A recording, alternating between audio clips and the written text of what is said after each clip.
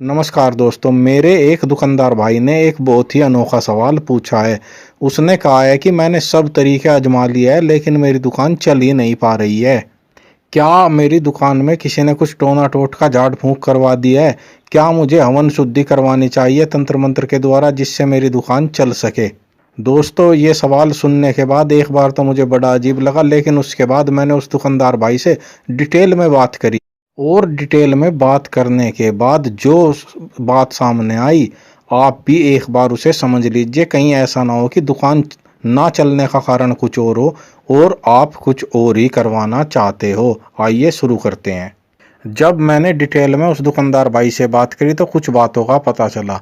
एक तो बात ये कि दुकान ना तो मेन रोड पर है ना मेन मार्केट में है। सबसे पहली बात तो यही हो गई। दुकान थोड़ी सी हटकर है, हालांकि भीड़ भाड़ वाले इलाके में है, लेकिन ऐसी जगह पर नहीं है जहां 24 घंटे अलग अलग तरह के ग्राहक यानी कि आसपास के ग्राहकों से अलग भी आ सके। दूसरी बात, दुकान में सामान तो काफ़ी भरा पड़ा है, लगभग 1 लाख रुपए के लगभग का माल है, लेकिन फिर भी हर तरह की वैरायटी। जैसे किसी को मान लीजिए कि डेयरी के प्रोडक्ट चाहिए या लेटेस्ट ब्रांडेड आइटम कोई लेता है तो वे नहीं है। यानी कि दुकान में 100% माल भी नहीं मिलता है। दुकान में जो एक बात और सामने आई, दुकान में सामान तो जरूर रखा है और पास में लगाने के लिए पैसे भी हैं, लेकिन वो माइंड सेट है ही नहीं जो कि दुकान चलाने के लिए चाहिए। दोस्तों, ये बहुत बड़ी बात होती है।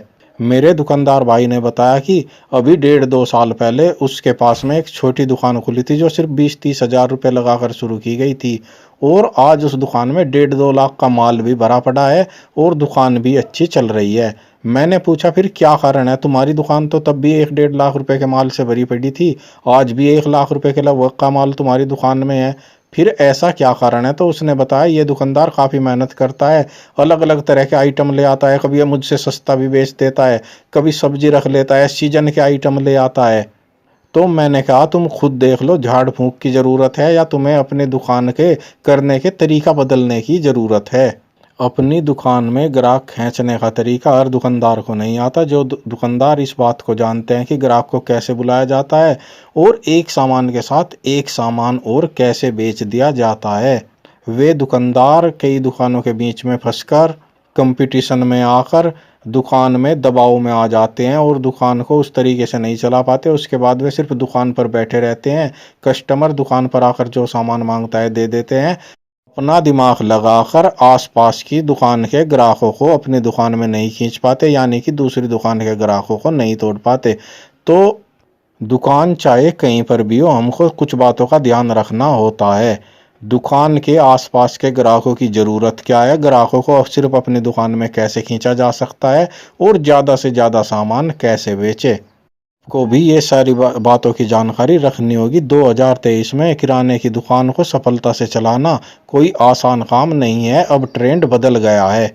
बदले हुए ट्रेंड में दुकानदार काफ़ी अच्छा पैसा कमा रहे हैं, लेकिन अभी तक जो इस बदलाव को नहीं समझे हैं वो या तो फेल होते जा रहे हैं या फिर उनके दिमाग में भी इसी तरह की बातें आ रही हैं। जानकारी अच्छी लगी है तो वीडियो को लाइक और चैनल को सब्सक्राइब कर लीजिए। चैनल पेज पर 300 के लगभग वीडियो है, जाकर देखिए, कोई ना कोई वीडियो आपके काम की भी ज़रूर मिलेगी।